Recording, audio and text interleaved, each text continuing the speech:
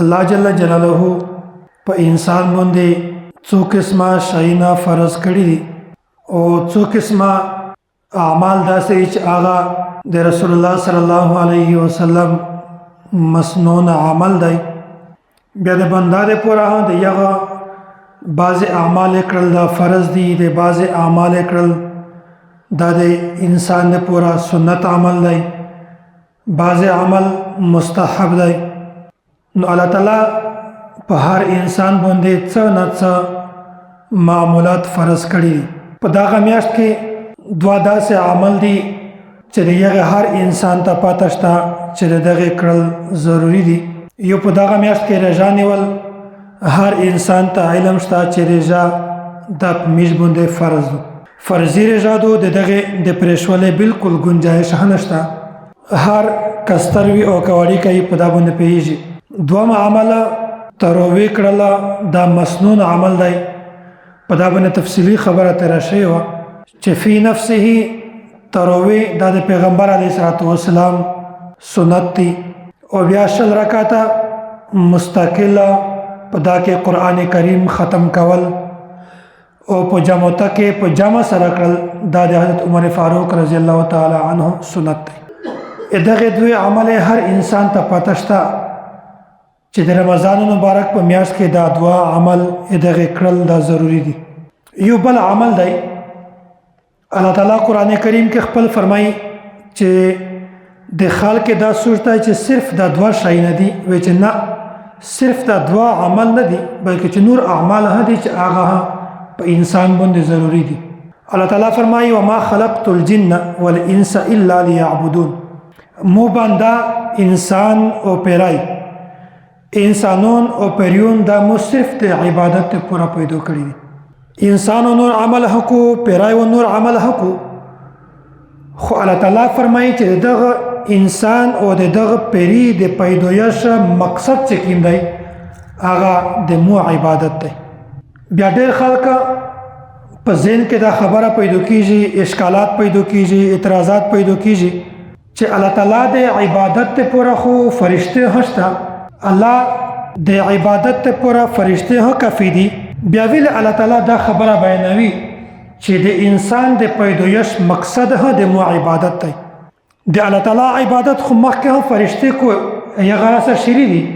فرشته عبادت کو او مختوي کو.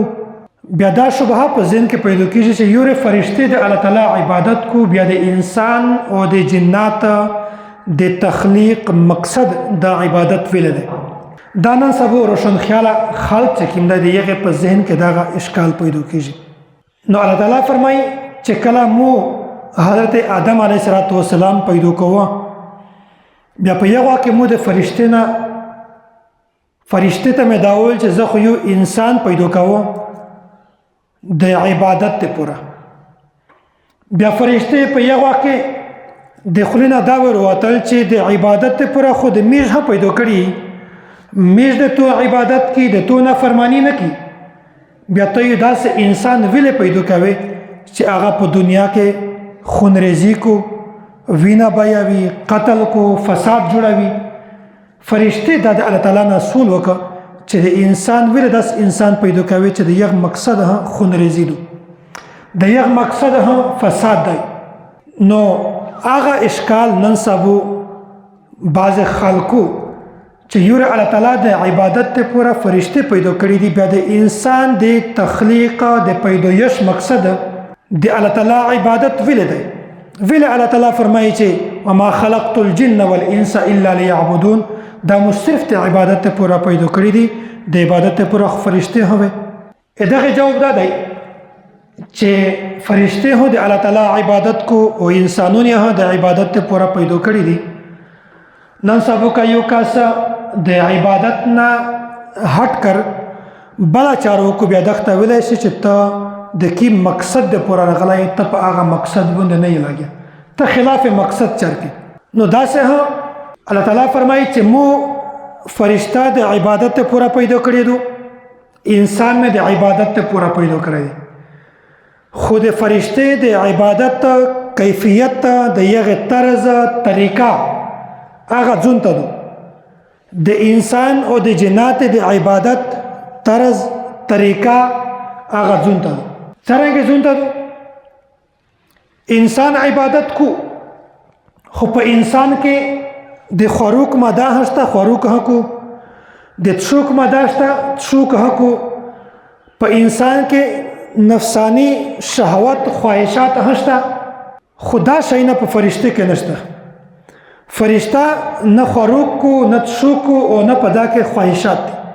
انسان کا چیر دا وایي چې زه دا عمل نه کا ویلای شي ظلمیز کا سوچ جوړ شو چې ظلمیز نه کوي شي ځکه چې په انسان کې دوه قسمه شهوت موجود دوه سره خیالات موجودي د ش او د باد د دوه سره طرفي خیالات موجودي او فرشتہ کې دا ماده ورشته نه چې دو دا وایي چې زه د الله تعالی د عبادت نه خلاف بلا چرک فرشتہ پیدا کړی د الله تعالی د عبادت ته پردو په فرشتہ کې دا ماده ورشته نه چې هغه د عبادت نه علاوه بلا چرک هغه د عبادت نه انکار وکړو هغه د ګناه چار وکړو په فرشتہ کې دا ماده نشته انسان کې ماده شته خوراک کو شوق کو نفسانی خواهشات شته په فرشتہ کې دا شی نشته دغه وجنه د جهنم او د جنت د ثواب د اجر چې کیم دارومدار دی د انسان سره دی د فرشتي سره نه دی فرشتہ د ګناه چار کو نه دغه وجنه د ثواب او د ګناه دغه تعلق د فرشتي سره نه دی جنت او جهنم دغه تعلق د فرشتي سره نه دی وجه چې فرشتہ همیشه د الله عبادت د الله نافرمانی نه همیشه یو ذره یو وخت هم د الله تعالی نافرمانی نه کو همیشه د الله تعالی په عبادت کې لګي او د ثواب د اجر د قبول د جتولي د جنت او د جهنم درمدار چې کیم دی هغه د انسان سره دی انسان د الله تعالی عبادت حکو د الله تعالی نافرمانی حکو انسان عبادت کم کو اجر ثواب کم ورته ملاويږي انسان اجر ثواب زیات ورته ملاويږي ځکه چې هغه عبادت زیات نو د ثواب دارمدار او د جنت او د جهنم چې کیم دارمدار دی د انسان سره دی د فرشتي سره نه دی دغه وجنه الله تعالی فرمایي چې وما خلقت الجن والانس الا ليعبدون فرشتے او انسانون او جنات ته صرف د عبادت پورا پیدا کړی دي هغه خاط چې اشکال کو اعتراض کو چې فرشتے د یو پیدا کړی دي بل انسان د عبادت سره خاص کول تخلیق مقصد دا د ویل بیان کړی دی نو په دغه کې د اشکال جواب وشه چې د انسان په عبادت کې او د فرشتے په عبادت کې فرق دی ځکه چې د جنت او د جهنم درمدار د ثواب د اجر د کموري د زیاتوري درمدار د انسان سره دی د فرشتي سره نه دی نو کمال دا نه دی چې په یو انسان کې یو شی وینا بیا اوې چې زړه چارنک مثال درته بیانوم یو کستای پسترګې بندړین دی او بل سرته یو بل کستای پسترګې بند بالکل روغ دی دا ریند کا سکیم دی دغه په عمر نه ټي وی دی نه په عمر موبایل دی نه بد نظری کړی دو نه غلط شی په کتلای دی بیا دا وایي چې الحمدلله د الله تعالی شکر دی چې د مو سفر بد نظری نه وکړي یو طرف ته دا انسان دی بل طرف ته یو بل انسان دی چې د یخ سترګې روغ دي د سترګې د نظر باوجود بیا یې ټي وی نه کتلای بیا یې بد نظری نه وکړي بیا یې غلط شی نه دی کتلې دا وایي چې الحمدلله د الله تعالی شکر دی چې مو سفر بد نظری نه وکړي کمال د دغه انسان نه دی چې د چا سترګې نشته کمال د یو انسان دی چې د چا سترګې شته د یغه باوجود د الله تعالی د خوف ته وجنه د ګناهونو ځون بچ کړی نو که یو انسان داسې چې د یو غوژینه نه وي دای داس نشي ویلای چې دا د مو کمال دی چې مو په دا غوژینه باندې غلط شاندار ودلای کمال یې نه دی غوژینه استانه یا د غوژې د اړول صلاحیت نشته کې او که یو سړی دا وایي چې د مو غوژینه صحیح دي زه په دا باندې وروه خو په دا باندې غلط شی مو نه دی اړودلای کمال د دغه انسان دی نو په دغه کې الله تعالی فرمایي چې مو فرشته هو د عبادت ته پورا پیدا کړی دي انسانون مه د عبادت ته پورا پیدا کړی خود انسان او د فرشته په عبادت کې فرق دی کمال د فرشته نه دی کمال د انسان دی ځکه چې فرشته د الله تعالی عبادت کو هغه کمال ځکه نه دی چې الله تعالی په کې د نافرمانی صلاحیت نه دی هغه و همیشه د الله عبادت کو، همیشه به کو، د الله نافرمانی نشي کړلی، بیا فرشته دا نشي ویلی چې دا د موږ کمال دی. کمال نه دی. الله تعالی په دا فرشته کې د ګناه ول صلاحیت پیدا کړی نه دی. دا ممکنه نه ده چې فرشته د الله تعالی نافرمانی وکړي. او انسان که چیرې نیک اعمال کو، دا انسان نیک اعمال دا د دغه کمال دی. ځکه چې سړی نیک اعمال هم کړی شي، بد عمل هم کړی شي، د صوبه چار هم کړلی شي، د ګناه چار هم کړلی شي. نو که انسان وایي چې د موږ کمال دی، الحمدلله مو دغه نیکه چار وکړه، د صوبه چار مو وکړله، نو دا د انسان کمال دی. نو د انسان په عبادت او د فرشتې په عبادت کې د ځمکې او د اسمان فرق دی. داسې یوسف علیه السلام چې کله زلیخا دته د ګناه دعوت ورکړه، بیا په یو وخت کې د زلیخې په زړه کې د ګناه یو شوق پیدا شو، یو میلان رجحان پیدا شو چې مو دا ګناه کړې وای. یوسف علیه السلام په زړه کې هم دا خیالات پیدا شول، د ګناه خیال یې روغی، د ګناه طرف ته رجحان روغی. خو په یو وخت کې ځینې خلک داسې چې په دغه وخت کې یوسف علیه السلام باندې اعتراضات کو، یا چې کسی پیغمبر دی د ګناه طرف ته د رجحان شوی دی، د ګناه میلان د په زړه کې پیدا شو، حالانکه دا غلطه خبره ده. په عصمت انبیا باندې موږ مستقل یو فایل موجود دی. بعضې یوه طبقه داسې ده چې هغې پیغمبرون هم نه پرې شي، او داسې الله تعالی ذات یې هم نه پرې شي، په باندې اشکالات کړي دي. د پیغمبر ذات یې هم نه پرې شي، په باندې اشکالات کړي دي. صحابه کرام یې نه پرې شي، په باندې اشکالات کړي دي. یا چې د پیغمبر نه ګناه شوي دو، د صحابي نه ګناه شوي دو، نعوذ بالله د خدای نه غلطي شوي دو. داسې یوه طبقه په دنیا کې موجوده ده. خو د میش د پیغمبرونو په باره کې د عقیده دو چې پیغمبرون معصوم دي، د دوی نه کله هم ګناه نشي کېدلی. البته چې په کوم ځای کې یوه خبره قابل اشکال وي،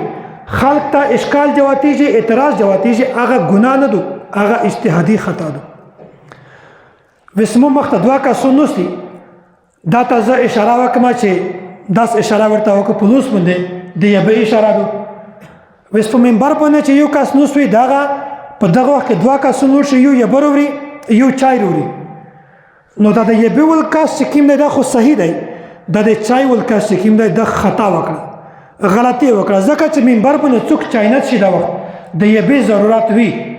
نو د پیغمبرونو په کلام کې یا د دې په حرکات کې چې کله داسې اختلاف راغلی دی، نو اته وی اجتهادي خطا، اته ګناه نشي ویلی. نو د پیغمبرونو باره کې موږ د عقیده ده چې پیغمبرون معصوم دي، دوی نه کله هم ګناه نشي کېدلی. او صحابه کرام محفوظ دي، د صحابي نه ګناه کېدلی شي، خو الله تعالی د ده په نامه اعمال کې پرېږدي نه. صحابي نه ګناه وشي، فورا د دغه صحابي توجه د الله تعالی طرف ته شي چې یا الله د مونږ خو دا ګناه وشوله، د الله تعالی نه معافي وغواړي. الله تعالی فورا فرشتې ته حکم وکړو چې د دغه د نامه اعمال نه ګناه ختم کړي. نو یوسف علیه السلام په زړه کې دا میلان پیدا شو د ګناه طرف ته. بیا خلک اعتراضات وکړل چې کسی پیغمبر دی، په دغه هم د دغه شي شهوت موجود دی. دغه جواب یې دا ورکړی دی چې که چیرې د پیغمبر رجحان میلان د ګناه طرف ته نه وای، یوه زلیخا نه که زر زلیخې راغلی وای، هغې د ګناه دعوت ورکړی وای، یلته د ګناه طرف ته د میلان صلاحیت نه وای، نو بیا هېڅ فایده یې نه وه. بیا خو د فرشتې او د پیغمبر په منځ کې فرق نه وشه. موږ دا وایي چې که چیرې د پیغمبر په زړه کې د ګناه میلان وي، دا کمال دی. وجه ته شی دی چې مو دا خبره بیان کړه چې که چیرې د زړه کې میلان نه وي، د ښه او د بد فرق نه وي، بیا خو فرشته شوله. پیغمبر په زړه کې د ګناه میلان پیدا کېدل، دا ته کمال وایي چې پیغمبر دا ور وي، دا کسي چې دغه نیکه چار دو، دا غلطه چار دو. په دغه وخت کې پیغمبر یوسف علیه السلام وفرمایل چې معاذ الله، د الله پناه، زه ګناه چار ته کله هم نه ورنږدې کېږم. وجه ته شی دی چې د په زړه کې د ګناه میلان و. که چیرې په زړه کې د ګناه میلان نه وای، نو ده ته د ګناه پته څرنګه لګېده، د نیکې چارې پته څرنګه ورته لګېدله. نو هر انسان ته چې کله په زړه کې د ښه او د بد میلان وي، دا بیا هم د الله تعالی د خوف نه، د ګناه نه ځون بچ کو، نیک عمل طرف ته وشي، دا ته وایي کمال. نو پیغمبر هم چې کله د ګناه نه ځون بچ کړی دی دا کمال یې کړی دی، ځکه چې پیغمبر کې د ښې خبرې صلاحیت موجود دی، د بدې خبرې صلاحیت موجود دی. نو فرشته کې د ښې خبرې صلاحیت دی، د بدې خبرې صلاحیت نشته. نو که فرشته نیک عمل وکړو دا ته کمال نه وایي، نو که پیغمبر نیک چار وکړو یو عام انسان نیک چار وکړو دا ته کمال وایي، ځکه چې د په زړه کې د ښې خبرې میلان هشته، د بدې خبرې میلان هشته. نو دغه میاشتو د رمضان مبارک میاشت، په دغه میاشت کې یو انسان نیک عمل وکړ د الله په حضور کې و، دغه یو په څو الله تعالی اجر ورکوي. او که په دغه میاشت کې یو انسان غلطه چار کړی دو نو بیا انسان ته موقع دو چې په دا باندې دای معافي وغواړي. میاشتو د رمضان مبارک میاشت باندې رچی په دا کې میجه نیک عمل حقي خو میشتو سره ځان سي د رژیم نه دا چې سړی د خاروق نه د شوک نه او د جما نه ځون بچو، نفسانی خواهشات نه ځون بچو. بیا په میش کله رژارو شي میش د خاروق نه ځون باندې چې هغه حلول شي دی، د شوک نه ځون باندې چې هغه حلول شي دی، او د خپل شذ سره د جما نه ځون باندې چې هغه حلول شي دی. میش باندې چې کله دا میاشت روشي میش د حلول شي نه پریږدي او د حرام شیانو ارتکاب وکړي. میشتو سره رژانه سي خاروق شوک جما نه کی، خو د رمضان مبارک په میاشت کې رژام نیولې وي د چا غیبت کې. پیغمبر علیه الصلاۃ والسلام د دغه غیبت نه میش منې کړی چې غیبت ویل کړل، درویغ ویل، بهتان په چا لګول، غلطه چاره کړل دا حرام دي. شریعت کې د دغه شی بالکل گنجائش نشته. نو په میش کله میاشت راشي میش خاروق پرېږدي چې کوم حلال شی دی، حرام شی چې کوم نه دی ارتکاب کی. میش په خلا باندې رجا هوي میش غیبت کی، میش په خلا باندې رجا هوي میش درویغ وي، میش په خلا باندې رجا هوي او میش غلط حرکات غلط شیونه ور وي په غوږینه باندې، غلط شیونه کسي په سترګې باندې، نو دا کوم رجا شي چې الله تعالی کوم شیونه میش توس باندې د ازل نه د همیشه نه حرام کړی دی. میش په بختوره میاشت کې هغه شیونه کی چې د یوې میاشتې لپاره د میش لپاره حرام کړی دی هغه میش نه ځون بچ کوي. نو هر انسان ته پچار دو چې دا څومره وخت پوته دی په دغه وخت کې سړی د ګناهي نه ځون بچ کو او نیک اعمال کوشش وکړو. په تیره یوه جمعه کې مو مثال درته بیان کړی و چې د رمضان مبارک میاشت چې قیمتو د دغه مثال ضرور دی. نن یو بل مثال درته بیانوم چې د دغه رژیم مثال چې کوم دی هغه د ایر کنډیشن دی. دغه رمضان مبارک مثال د ایر کنډیشن دی. یو انسان دی په کمره کې اے سی ولګو، دغه اے سی فایده ولته وي چې کله دا سړی کمره بند کو، کړکۍ بند کو، ایر کنډیشن بند کو او په چات کې غور وي دغه بند کو، بیا په یو وخت کې د اے سی فایده وي سړولی ولته مخصوصیږي. او که یو سړی وي اے سی شټ کړی وي، دروازه یې کولاوي، کړکۍ یې کولاوي، نو دغه انسان ته د اے سی هیڅ فایده نه ورسیږي. نو نبی علیه الصلاۃ والسلام فرمایي چې په میاشتو باندې رجا ځکه فرض شوي دو چې میاشتو تقوا اختیار کړي. تقوا میاشتو ولته اختیاروي چې میاشتو د ګناهي نه ځون بچ. نبی علیه الصلاۃ والسلام حدیث دی چې تاسو رجا ونسئ په دا وجه چې تاسو تقوا اختیار کړئ، تاسو متقي جوړ شئ. نو د تقوا د پورا ضروري دی چې میاشتو سره رجا ونسئ د ګناهي نه ځون بچ. کمیش د ګناهي نه ځون بچ کې میاشتو ستا تقوا حاصل دی شي، که د ګناهي نه ځون نه کې بچ میاشتو ستا تقوا نشي حاصل دی. دغه وجه نه که یو کس په کمره کې اے سی ولګوي او دغه د پورا که کمرې دروازې بند کړي، کړکۍ بند کړي، بیا د اے سی فایده ورته حاصلېدای شي. که چیرې اے سی لګولی وي، دروازې کولاوي، کړکۍ کولاوي، نو دغه انسان ته دا فایده کله هم نشي حاصلېدای. نو دغه وجه نه رجا دغه مثال د ایر کنډیشن دی. که یو انسان د رژې نه اصل مقصد تقوا حاصلول غواړي نو دته پچار دو چې دی د معصیت نه د ګناه نه ځون بچ کو، نیک عمل کو. او که یو سړی دا غواړي چې دغه اے سی مو ته فایده ورسیږي دی د کمرې دروازې کړکۍ هر شی بند کو. که چیرې دروازې کولاوي، کړکۍ کولاوي، دغه انسان ته د دغه ایر کنډیشن هیڅ فایده نه ورسیږي. اخري خلاصه درته بیانوم په دغه میاشت کې یو میسج پیلاویږي چې کوم خلک فیسبوک استعمالوي یا موبایل استعمالوي، په دا کې یو میسج وی چې کوم یو سړی د رمضان مبارک په اخیری جمعه کې په یو خاص طریقه باندې 4 رکعات لمونځ وکړو دغه انسان کا ټول عمر څومره لمانځي نه قضا شوی وي د یغه قضایي لمونځ لپاره دا کافي دی. دا حدیث موضوع دی منګړت دی د حقیقت سره هیڅ تعلق نشته. میشتو دا یو کتاب دی وړي کړي حافظ ابن حجر اسقلانی رحمت الله علیه په لاس جلد کې یو کتاب لیکلی دی دا مره غټ یو نوم دی موضوعات الکبرى. په دا کتابه کې ټول هغه احادیث دي چې خلق د نبی علیه الصلوۃ والسلام طرف ته منسوب کړي دي په حقیقت کې حدیث نه دی. خلق په کتابینه کې ویایي ورته ویایي چې دا حدیث دی دا حدیث دی دا حدیث دی په حقیقت کې حدیث نه دی. زه یو خبره وکم بهر ته یو خاص خبره بیان کو چې سوس خدا خبره وکړه بل خبره بیان کو چې دا خبره وکړه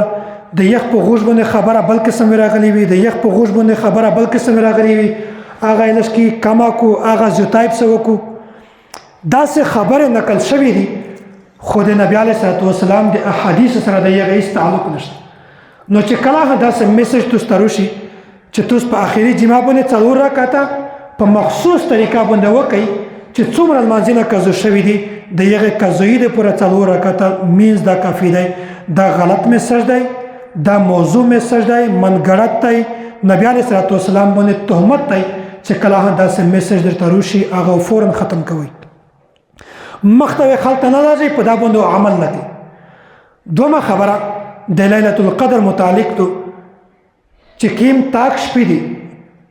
په دا شپې کې عبادت کړل په دا شپې کې تلاوت کړل ذکر اذکار کړل نوافل کړل کا پیراش پنوي نیمه شپه کا نیمه شپه نوي د یغه شپې څوره حساب نو الله تعالی په دا باندې توستا د ليله القدر د شپې اجر درکوي. نن سبا خلک دا یو سوچ جوړ کړی چې دا شپه زه ویشه تراوم کا ویشه په لډو تراو کا په تاشت تراو کا دا شپه زه ویشه په لډو تراو یا په کیل تراوم نو داسې کچیر شپه رڼا تیرا کې په دا باندې توستا هیڅ اجر نه ملوي شي. شپه مه تیرا شي خوب وهنه وکي اجر درته ملوي نو په چار دو چې دا وس اخیری څو شپه پوتې په دا کې کایو سړی عبادت نشي کړلای کم از کم مخستان مینز د غایز مینز د پجامه سره کوي او مخستان نه بعد کم از کم 15 منټه عبادت وکي نو په کتابینه کې چې الله تعالی ان شاء الله د انسان ته د دغه شپې د ثواب اجر ورکوي. او درمه اخیری مسله د صدقه الفطر متعلق غالبا 13 جمعه تفصیل بیان شوی نو په دا کې یو مسله چې ډیره اهمه صدقه الفطر خلق صرف د غنم پیسې ورکوي حالانکه دغه نور هڅو قسمونه دي چې په هغه کې 200 روپۍ دي 1400 روپۍ دي او 4000 روپۍ دي چې کیمیو سړی صاحب استطاعت وي مالدار وي الله تعالی توفیق ورکړي وي یا انسان ته پچادو چې هغه زیاته صدقه الفطر ورکړي. میشتو په موبایل باندې د میاشتې د 1000 روپۍ د 1500 پیکج لګوي خو د پلور نام کله مشوره نه وکړي استوس تا کله نه ورغلی چې زدا پیکج ولاګو کنه الله تعالی په کول کې یوره په توس باندې 2.5 روپۍ دغه واجب کړی دي بیا د استوس نه پښتنه کوي چې نه 2.5 دو کدوا 200 کدوا 210 کدوا 240 چې څومره الله تعالی توفیق درکړي د مرزي ته شندي. نو دغه صدقه الفطر اخیری مسله چې کیم کسون پاکستان کې نه دي بهر ملک دي دغه نابالغ ورکی هغه ورکی چې بالغ نه دي او دا ژوندکای دا کاس وی هم په بهر ملک د دغه بچون پاکستان کې وي نو دا و د یغ بهر ملک د صدقه الفطر په مقدار باندې صدقه الفطر ورکوي سر یو ورکوي او چې کیم کاس بهر ملک وي پاکستان ته روغه رجای په دغه ملک وي هغه د پاکستاني صوبې او د پاکستان مطابق د خپل سر یو ورکوي د خپل نابالغ ورکوي چې کله کاس بهر ملک وي د رمضان مبارک په میاشت کې نو خپل سر او د خپل نابالغ ورکی سرسیا دو د بهر ملک د ریالي پیسې به ورکوي یا د درهم پیسې به ورکوي. نو الله تعالی د مشت ټول ته د نیک اعمال توفیق نصیب کو.